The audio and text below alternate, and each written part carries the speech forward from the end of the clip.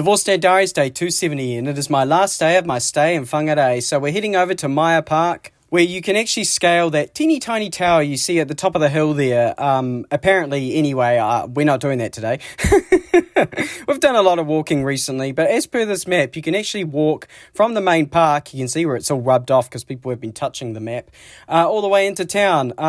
But again, we're not going to do that today. We just thought we'd pop over and have a look at the lagoon and have a look at these birds. This was a great piece of advice from a bird on how not to attract a woman. Apparently, blowing up your double chins and screaming at them is a good way to get them to run away. So, great tip there. We then went back to the car and drove over to Riverside Cafe, where I ordered an iced coffee this time, which, came with the whipped cream and the ice cream and all that sort of stuff. And that was a great way to energise me, because we then decided to walk the loop track around the basin of Whangārei, where Mum pointed out to me that a lot of boats actually have their port of origin written somewhere on the back, like near their name. This one is from Wapinga Falls in New York. I'm pretty sure I'm not saying that correctly. But I also spotted one from Luxembourg, like one from Colorado, like all over the world. We also stopped and had a look at the Hunterwasser, which is, apparently this was like designed by some Turkish fellow a long time ago, and they only recently built it. And the whole thing, what makes it most impressive is that it's all like wonky donkey. I don't understand how they got the ground to ripple like that with bricks. Like there's these stairs that that feel like they bow in the middle. I don't know how they did that. It's impressive that they can make something look so round and circular with a whole bunch of square bricks. But after we'd walked the loop and had a bit of time looking around, we then decided we would pop over to this little cafe on the waterfront called Kai Toi. And one of the first things I spotted on their chalkboard is that I spotted they have a loaded iced mocha. And I was like, oh, I'm going to have to try that too. And once again, that was completely decadent. Mum got the loaded iced coffee. The coffee flavour was actually still quite strong, which meant that the sweetness didn't overpower the coffee. So it was really well balanced. As for food, they have a great selection of cabinet food, but I had my eye on something on the menu. In particular, the pork belly burger. Does that not sound fantastic? Mum got the seafood chowder with fry bread, and honestly, after eating that and smashing back a couple iced coffees, I was so full I could not eat my chips.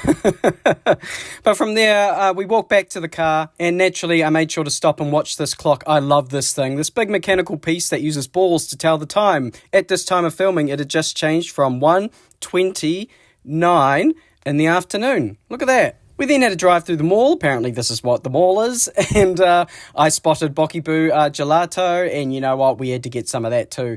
I ordered the jelly tip ice cream, and honestly, it was probably one of the best jelly tips I've ever had. And getting just the one scoop, it was massive. And with how hot it's been, I struggled to eat it all before it melted as well. So just the one scoop's perfectly fine. But then it was time for some heartfelt goodbyes. It's been really good catching up with Mum and my stepdad over the last week, just so I could hop on the world's smallest aeroplane across the world's smallest airport to pop back to Auckland, where I had a bit of waiting time. I had about half an hour to kill, so I quickly popped into this cafe, ordered I would say an expensive mince and cheese pie, but honestly $9.50 is pretty common around Christchurch. So I guess a normal price pie for Canterbury. And before we know it, we're flying over Christchurch and I'm back home. So I mentioned last time I travel how Uber often will charge you $30 to $40 to get to the airport, but then $80 or $90 to get back from the airport. It's almost like they know that when you're going to the airport you have other options, but coming home you don't. So as a bit of an experiment, I am walking to the McDonald's, which is probably about 1 kilometre from the airport. It's not very far. And I might get an early dinner, and then I'll call an Uber from there, and we'll see if it's any cheaper. It cost me less than $50. And I had a $50 voucher from an Employee of the Month initiative from work, so I just used that all on Uber and didn't have to pay a single cent, so great success.